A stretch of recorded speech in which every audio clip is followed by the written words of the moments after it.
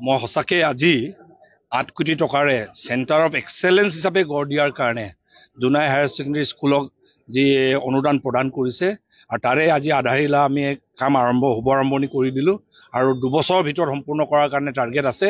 কিন্তু কণ্ট্ৰেক্টৰ ডিপাৰ্টমেণ্টক এটা বস্তু অনুৰোধ জনাম, 2 বছৰ নালাগে, 1.5 বছৰৰ ভিতৰত শেষ কৰি দিয়ক আৰু সোনকালে আমাৰ জোনাই মহকুমাৰ আৰু জোনাই অঞ্চলৰ ৰাইজে এটা আমাৰ ছাত্ৰ ছাত্ৰী বিশেষকৈ এটা আধুনিক বিল্ডিং, সকলো ধৰণৰ ইনফ্ৰাষ্ট্ৰাকচাৰ, আধুনিক ইনফ্ৰাষ্ট্ৰাকচাৰ থকা বিল্ডিঙত পাঠদান যেন কৰিব পাৰে, এটা ভাল শৈক্ষিক পৰিৱেশ যেন পায়, তাৰ কাৰণে সোনকালে আমি প্ৰচেষ্টা চলাম। তাৰ কাৰণে মুখ্যমন্ত্ৰী ডক্টৰ হিমন্ত বিশ্ব শৰ্মা ডাঙৰীয়া আৰু আমাৰ শ্ৰদ্ধাৰ শিক্ষামন্ত্ৰী ডক্টৰ ৰণোজ পেগু ডাঙৰীয়াক ধন্যবাদ জ্ঞাপন কৰিছোঁ আৰু লগতে আমাৰ সাংসদ প্ৰধান বৰুৱা ডাঙৰীয়াকো ধন্যবাদ জ্ঞাপন কৰিছোঁ, কেন্দ্ৰীয় চৰকাৰকো ধন্যবাদ জ্ঞাপন কৰিছোঁ। লাহে লাহে লাহে এইটোও হৈ আছে আৰু 22 কোটি টকাৰে নিৰ্মাণ কৰি থকা Eklavya model residential model school এয়া অলপ কাষতে কেমি জেলেম ফালে হৈ আছে।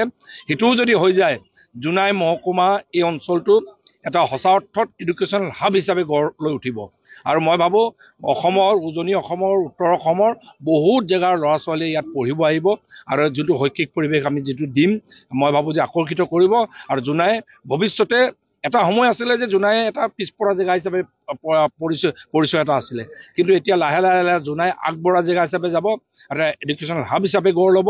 ইয়াত 4 লেন নিৰ্মাণ চলি আছে, ৰেল লাইনটো পাছিঘাটলৈ গৈ আছে, ইলেক্ট্ৰিফিকেশ্যন হৈ গৈছে আৰু এনেকৈ চাবলৈ গ'লে শিক্ষা অনুষ্ঠানবোৰো যদি আগুৱাই যায় আৰু ইতিমধ্যে শিক্ষামন্ত্ৰী ডাঙৰীয়াই শ্ৰদ্ধাৰ শিক্ষামন্ত্ৰী ডক্টৰ ৰণোজ পেগু ডাঙৰীয়াই আমাক এটা কথা অৱগত কৰি থৈছে, ভৱিষ্যতে মুৰকংচেলেক কলেজখনক এটা ইউনিভাৰ্চিটি হিচাপে গঢ় দিয়াৰ কাৰণেও প্ৰচেষ্টা হাতত লৈছে বুলি জনাইছে।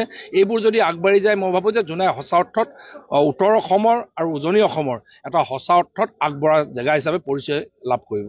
সকলো ক্ষেত্ৰতে আমাৰ আন্তঃগাঁথনি দ্ৰুত গতিত আহি আছে। এতিয়াও আমাৰ অসমৰ কাৰণে আমি প্ৰায় 2 লাখ কোটি টকা আমি চিন্তা কৰিব পাৰোঁ। আপোনালোকে চাব 2-এটা দিনতে আৰু কেইবাখনো ব্ৰহ্মপুত্ৰৰ ওপৰত দলং হ'ব, ৰেল লাইনৰ এক্সটেনশ্যন হ'ব, বিভিন্ন ধৰণৰ বস্তুখিনি আহি আছে। কিন্তু আমি এইটো চিন্তা কৰিলে আমি অকণমান ক'ৰবাত আফচোচ কৰোঁ যে আমি মানৱ সম্পদ গঢ়াৰ ইনষ্টিটিউট বা এই ধৰণত আমি ইনভেষ্ট কৰিবলৈ আজিৰ দিনটোত আমাৰ বহুত বেছি আমি জাগা নাপাওঁ। তো সেইকাৰণে এই বিষয়খিনি মই সেইকাৰণে কৈছোঁ যে সমান্তৰালভাৱে লৈ যাবৰ কাৰণে প্ৰয়াস কৰিছে, টাইম লাগিব। তো সেইকাৰণে ইয়াতে আমাৰ গোৰ্খা কাউন্সিলৰ প্ৰতিনিধি আছে, সোণোৱাল কাউন্সিলৰ প্ৰতিনিধি আছে, মিচিং কাউন্সিলৰ প্ৰতিনিধি আছে। যদি এডুকেশ্যন চিষ্টেমটো ইম্প্ৰুভ কৰিব লাগে, তেওঁলোকৰ ওচৰত মই ভাবোঁ পইচাৰ অভাৱটো নাই। আমি কিছুমান বস্তু আমি নাজানিব পাৰোঁ, কিন্তু আমি গেষ্ট লেকচাৰ এজনৰ ঠাইত 3জন আনি তেওঁলোকে যদি স্পনচৰ কৰে, তেতিয়াহ'লে আমি সেই নজনা বস্তুখিনিও আমি শিকি লৈ আকৌ আমি ল'ৰাখিনিক সেইটো প্ৰদান কৰিব পাৰোঁ। তো সেইকাৰণে ডিজিটেল ক্লাছৰুম এই বস্তুখিনি আমাৰ দৰকাৰ। আমি স্কুললৈ গ'লে আমি সদায় ভাবোঁ আমাক ডিজিটেল ক্লাছৰুমৰ ডিমাণ্ডটো বেছি হ'ব লাগে, ইণ্টাৰনেটৰ কথাটো আমাৰ ওপৰত বেছি ডিমাণ্ড হ'ব লাগে, কিন্তু আমি কম পাওঁ।